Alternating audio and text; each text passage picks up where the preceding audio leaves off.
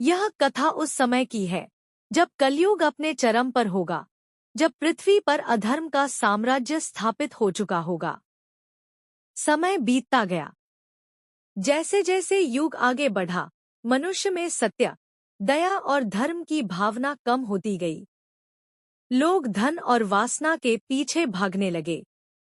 छलकपट, स्वार्थ और हिंसा जीवन का हिस्सा बन गए।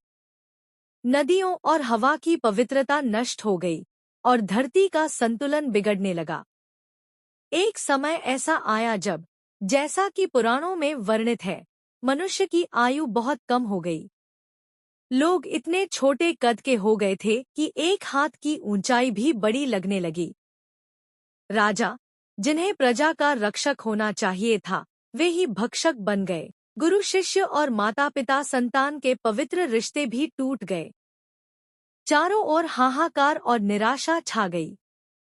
शिखर और अवतार, जब अधर्म अपनी पराकाष्ठा पर पहुंच गया और शुभकर्म करने वालों की संख्या न के बराबर रह गई, तब देवताओं ने सृष्टि के पालक भगवान विष्णु से प्रार्थना की।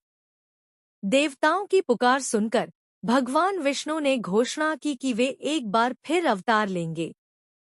उनका यह अवतार युगों के चक्र को बदलने और धर्म को पुनः स्थापित करने के लिए होगा। यह अवतार कल्कि के नाम से जाना जाएगा। कल्कि का जन्म शंभल नाम के एक गांव में होगा, जो किसी ब्राह्मण परिवार के घर होगा। कल्कि का आगमन एक दिन, जब अंधेरा सबसे गहरा था, कल्कि का जन्म हुआ। वह श्वेत घोड़े पर सवार होंगे और उनके हाथ में एक तेजस्वी तलवार होगी, जिसकी चमक लाखों सूर्यों के समान होगी। कल्कि अकेले नहीं आएंगे। उन्हें भगवान शिव के परम भक्त चिरंजीवी अश्वत्थामा का मार्गदर्शन प्राप्त होगा। उनके साथ ही सूर्य, चंद्र, वायु और अग्नि जैसे देवताओं के अंश भी उनकी सहायता के लिए पृथ्वी पर मौजूद होंगे। कल्कि अपनी दिव्य तलवार से अधर्म और पाप के मूल को काटना शुरू करेंगे। उनका मुख्य उद्देश्य केवल दुष्टों को समाप्त करना नहीं होगा, बल्कि पृथ्वी पर ज्ञान, न्याय और सत्य की ज्योति को फिर से जलाना होगा। कलयुग का अंत और सतयुग का प्रारंभ। कल्कि के आगमन और अधर्मियों के सहार के बाद पृथ्वी पर एक महान जल प्रलय, महाप्रलय आएगा। यह जल प्रलय पृथ्वी को धोकर शुद्ध कर देगा और पाप के सभी निशान मिटा देगा। जब जल प्रलय समाप्त होगा, तब धरती पर फिर से शांति और पवित्रता स्थापित होगी। बचे हुए कुछ नेक और शुद्ध हृदय वाले लोग नई सृष्टि के बीज बनेंगे। मनुष्य फिर से दीर्घायु होंगे।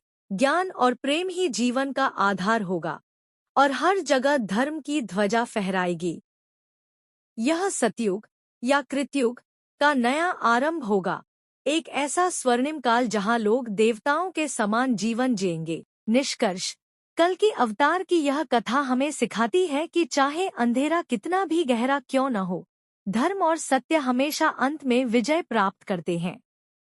जब भी बुराई अपने चरम पर पहुंचती है, तो कोई न कोई दिव्य शक्ति उसे नष्ट करने और संतुलन स्थापित करने के लिए अवश्य आती है। इति श्री कल्कि अवतार कथा समाप्ता।